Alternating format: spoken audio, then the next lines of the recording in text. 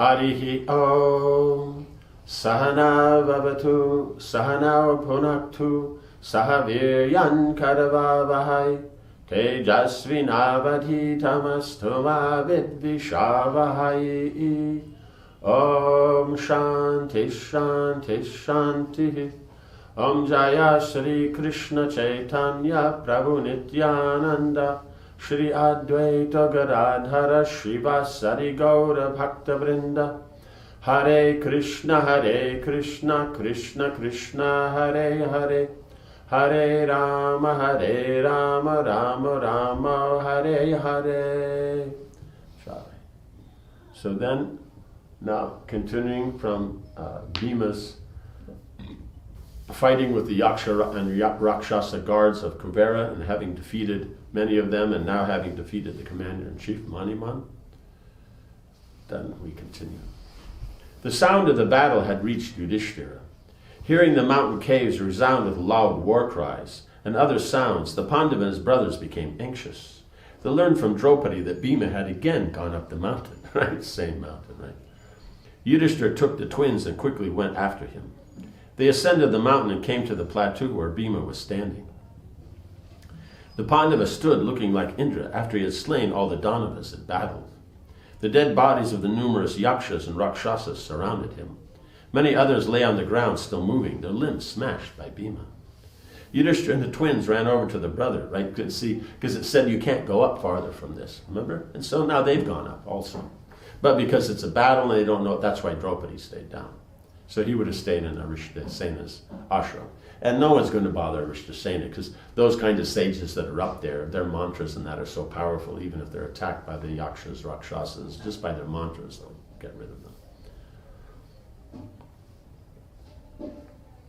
Yudhishthira and the twins ran over to the brother and embraced him. The four Pandavas then sat down on the mountaintop, looking around at the celestial region. Yudhishthira said reprovingly, "O son of Kunti, there's no excuse for your actions here. One should never offend the king or the gods. We are living in Kuvera's domain, and you have surely given him offense by your rashness," right? So that whole kind of area down. So as we mentioned, where Aristasena's ashram is, that's kind of like basically the highest you could go, but it's still within Kuvera's region, you know. And then another region will be Indra, another one will be for Yama, another one will be for Varuna. And so they're living in his region, so that he's allowing to be there and protecting, as we also saw before. He said, yeah, you peacefully stay, you go back down to where you were, stay there. And then, and they went from there to another place. And then, so all from there, then it's all his region. So then it's not proper that you're staying in his place. Why you're going to bother his guards and all that? They all are warriors. They had a nice fight and all that. But it's still, why give any trouble? We are living in Kuvera's domain, and you have surely given him offense by your rashness. Such behavior is as unworthy of you as untruth is of the ascetics. Right? Because the ascetics will tell the truth, and the Kshatriyas will act according to religious principles. If you have any regard for me, then do not commit such acts again, right? Because this is the second time. Bhima looked down in shame. It pained him to see his brothers so upset. Yudhishthira pondered what to do. Kuvera was the powerful lord of the Yakshas and a universal guardian. Right? He sits in the local mountains around the Bhumandala, and he sits on the northern side. If he had taken offense, then their position would be precarious indeed. They could not avoid the all-knowing God, and there was no question of facing him in battle. Better they try to pacify him in some way. No doubt he would make his appearance to survey the damage. The four Pandavas sat in silence, looking themselves like gods descended to the mountain summit. So they also look like gods because they're, the demigods are greatly powerful because they've been empowered by the Lord to do the Lord's work. But they themselves generally tend to be neophyte devotees that are devoted to the Lord, but at the same time as they have, their material kind of inclinations. They're fascinated by the material facilities. While the pure devotees like Yudhishthira and them, Uttamadhikaris, they don't have such fascination. They just see how nicely Krishna's arranged everything. But it doesn't have any other purpose. And so then their position, actually their piety is much greater. But, as we said, playing the part of humans, then they're going to, follow the rules, according to their position. In the meantime, the defeated Yaksha and Rakshasa's soldiers had run to Kuvera and informed him of what had occurred. Hearing that his commander and friend Maniman had been killed, along with numerous other fighters, the god became angry. Right? Just the guards, but Maniman was his friend. That's why he was the commander. He then ordered his attendants to yoke his chariot. Kuvera's servants immediately fetched his chariot, drawn by 100 horses, the color of dark clouds, each adorned with golden garlands and gems. The horses neighed loudly and moved their heads upward as the divine Kuvera ascended the chariot. Eulogized by Gandharvas, right? So they weren't going down like this. They were, like this. So they're ready to go. Because when they're down, it's like they're getting the mood. But when they're up, then it's ready. The divine Kuvera ascended the chariot, eulogized by Gandharvas and Charamas. 1,000 principal yakshas, looking like so many mountains, wearing gold armor and equipped with weapons, followed Kuvera as his chariot moved off through the skies. Right, so these are principal ones. They may not have been the ones on the battlefield, because Maniman was taking care of that. They would have been, in his entourage. The celestial chariot seemed to swallow up the atmosphere and draw down the sky as it ranged across the firmament. As he traveled, the Lord of Wealth pondered Bhima's second assault on the celestials. How dare this human act so insolently towards the gods? But Bhima, of course, was no ordinary human.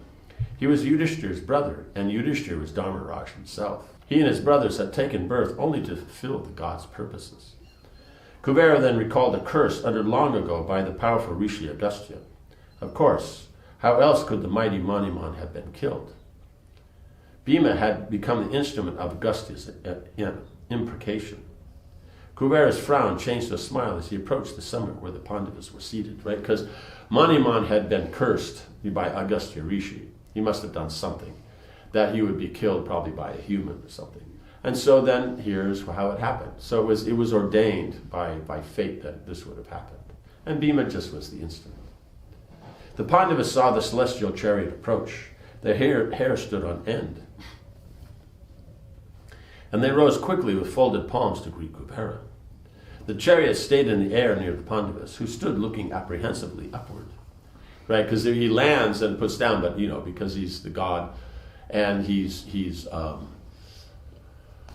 you say, he's the one. It's his place. He's the one that's been offended. He's the one that's he has to establish his position. So he stayed up in the air a bit, just to give that proper mood.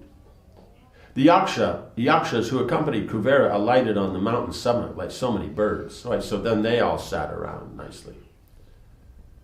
Seeing the brothers looking across at him with reverence, Kuvera was pleased, right? So that they're there with anger and this, but they're very reverential because, here's Kuvera, one of the Lord's great servants. The Yaksha warriors saw Kuvera's mood and stood with indifference, their weapons lowered, right? Because if Kuvera had been angry, they would have still been there ready for fight, but because they saw he was, pleasant and all that, then they just go into the neutral state because it's not that they're there, because they're assistants. If they're personal associates, then they might show the mood of being pleased. But otherwise, their business is indifference. It's like, Kuvera will interact with them how they like. They're at the ready. The four brothers approached Kuvera and bowed before him. Thousands of Rakshasas with huge bodily structures and ears like javelins. Right? It means very pointy. Then approached and surrounded Kuvera. Kuvera appeared like a fresh youth. He wore a chaplet and garlands of celestial flowers. In his hands he held a noose and a sword. A large bow hung over his shoulder. Bhima, still clutching his mace, gazed at him without fear. Kuvera smiled at him. Then he turned to Yudhishthir and said, right, because he wasn't angry, but he wasn't fearful, So he's just that neutral, So he's ready for whatever needs to be done.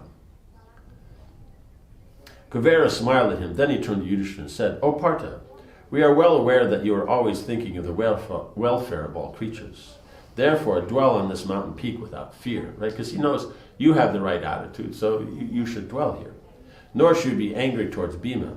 His killing of the Yakshas and Rakshasas has been ordained by destiny.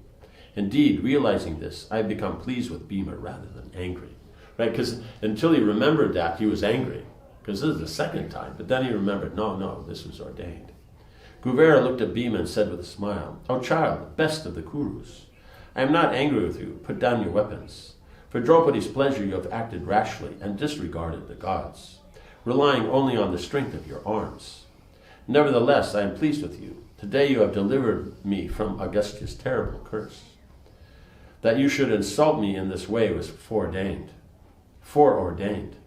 Therefore, I attach no blame to you." So he was supposed to get some reaction, and Maniman's supposed to get some reaction. So in this way, it all worked out. Yudhishthira's curiosity was aroused, and he asked Kuvera to explain the curse. "I am surprised that I have that having angered the glorious Agastya, you were not immediately burnt to ashes." Kuvera told Yudhishthira how he had once been traveling through the skies towards Kushavati, when the assembly of the gods was to take place. Hundreds of thousands of yakshasas accompanied him, headed by Maniman, right? So this is where, we see things coming into play. As they crossed the Jamuna River, they saw the effulgent Agastya sitting on its banks, practicing asceticism. Out of sheer arrogance and foolishness, Maniman spat on his head. Kuvera immediately went before the rishi to apologize, but Agastya was burning with anger and uttered a curse. "Since this evil-minded one has insulted me in your presence, he will meet with his end along with his forces at the hands of a man." Right? Because for demigods to be defeated by a man, that's how you say, it's not very glorious. "You shall be grieved by this, but you shall be absolved of the sin when you see that man." Right? So he'll be grieved and he'll become angry. But we see the sin will be absolved when he sees the man, and that man's Bhima. Right? And because Maniman was his assistant, therefore the blame falls on Kuvera. Though Kuvera didn't instigate him to do it, so in that way it's not directly his, but he does get blamed. He has responsibility. But you will see it directly falls on Maniman, that he'll be the one that's killed along with his army that he's so proud of, like that. But Kuvera will feel bad about this, and he'll get some reaction also. But now seeing Bhima, Kuvera said that having seen Bhima, he was now free from Agastya's curse. He invited Yudhishthira to remain for some days in his abode on the mountain summit, and he gave the Pandavas news of Arjuna in heaven, saying he would soon be returning. Turning again to Bhima, he said, "Yudhishthira, you should ensure that this brother of yours does not give way to rashness too often." Right? It shouldn't be a regular thing, because it's happened twice now. "If you do not check his impetuosity, it will sooner or later bring you trouble." Because right now it didn't, somehow or another, by the arrangement. But at some point it will bring you trouble. So don't push it. That he's got away with it the once, but this is only because of that. But now he's been warned. Right? Bhima lowered his weapons and bowed before Kuvera, who then blessed him. "May you destroy the pride of your enemies and enhance the joy of your friends." Right? Because that's the whole point in all these Kshatriya dealings, the chivalrous, is that those who are dear to you, they'll be pleased and happy. And those who are inimical towards you, then they'll be their prowess will go down. Kuvera took his leave from the Pandavas as a chariot carried him high into the sky. His Yaksha and Rakshasa attendants followed him, some flying and others riding conveyances, covered with finely embroidered cushions and adorned with gems. Right, so the Yakshas, they could either fly on their own power, or they could sit in something and fly, as pleased them or as befitted their position. The bodies of the warriors Bhima had slain were removed, and the 5 brothers stayed on the mountaintop, served and honored by the Yakshas. Right, because they saw that he was there, and this cleared them of the curse. Now they were free, and it's Yudhishthira. Everyone knows Yudhishthira like that. Chapter 29. Arjuna returns. Although offered every kind of enjoyable thing by their celestial hosts on Gandhamandana, the Pandavas thought only of Arjuna. They could not wait to see him again, and the days passed slowly as they expected his return at any moment. So even though they had the best of whatever you can get, still their thoughts were on Arjuna, not, wow, this is so good, woo, check this out. They weren't doing that. It was that they would please, it's Krishna's arrangement. Kuvera is taken care of very nicely as a host, but still, they're not infatuated. They're worried about, Arjuna, right? Because then their relationship and all that. So the association of the pure devotees is the most desired thing.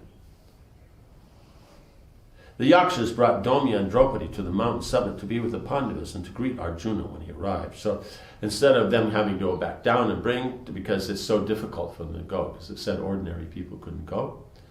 And so then the Yakshas went down and brought Domya and Draupadi. Right? So they were down there in Arishtasena's ashram. On the seventh day from the battle, the Pandavas saw in the sky Indra's brilliant chariot approaching the mountain, resembling a meteor emerging from the clouds. Upon it, they saw Arjuna seated like Indra himself.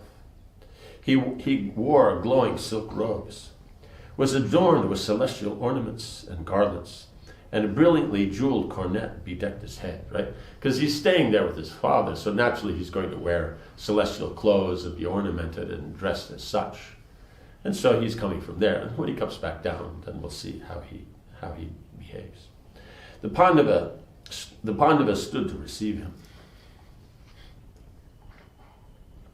They all felt the greatest happiness as the chariot slowly descended, drawn by his 10,000 steeds. So you can imagine it's a very special sight. 10,000 horses, all, in these lines, 2 or 4 or however many there are. If it's 10,000, it's 2,500 in line, or 5. If it's 2, it's 5,000. It's a very, amazing chariot. And it's not like a little dinky chariot with all these. It's a very big chariot also. As it reached the ground, Arjuna got down and bowed at Domya's feet, then at Yudhishthir's and Bhima's.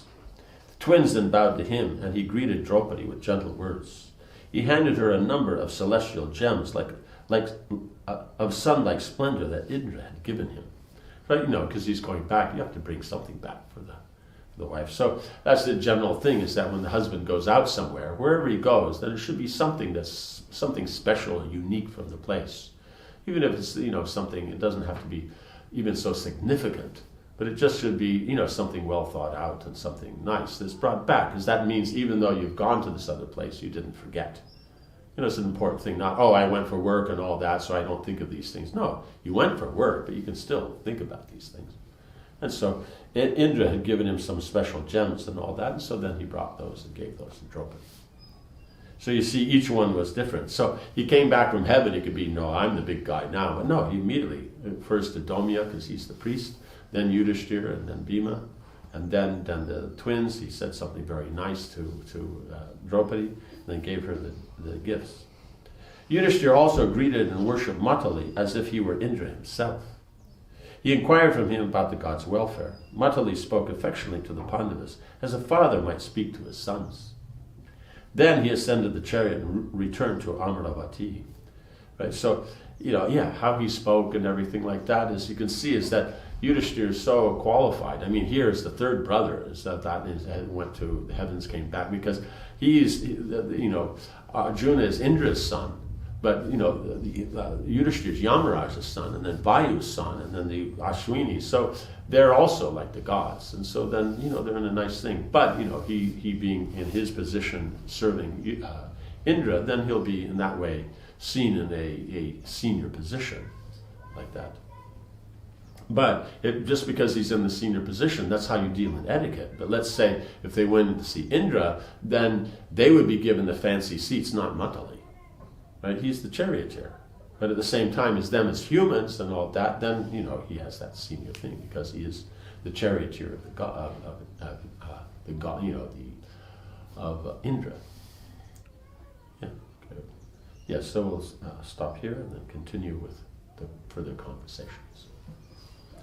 Om Hare Krishna, Krishna Krishna, Hare Hare, Hare Rama, Rama Rama, Hare Hare. Jai Srila Prabhupada ki.